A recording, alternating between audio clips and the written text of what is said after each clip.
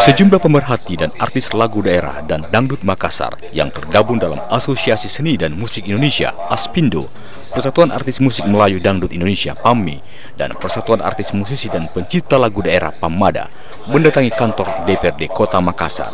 Mereka memprotes larangan menyanyikan lagu daerah di Mall Global Trade Center atau GTC Makassar di Jalan Tanjung Bunga beberapa hari lalu. Sejumlah pengurus dan artis lagu daerah Makassar mendapat sambutan serius dari sejumlah wakil rakyat. Menurut salah seorang pengurus PAMMI, kejadian ini bukan saja terjadi di Mall GTC, tetapi sebelumnya juga sudah pernah terjadi di mall-mall di Kota Makassar. Lagu daerah dan lagu dangdut selalu mendapatkan diskriminasi oleh pihak pengelola mall di Kota Makassar.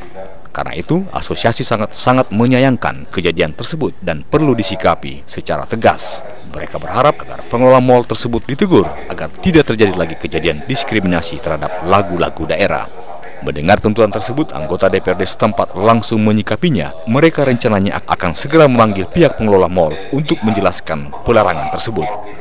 Usai menerima aspirasi dari para pemerhati dan artis lagu daerah, wakil rakyat langsung menggelar konferensi pers sebagai keseriusan terhadap kasus diskriminasi lagu daerah. Dari Makassar, Muhammad Fadli, San TV memberitakan.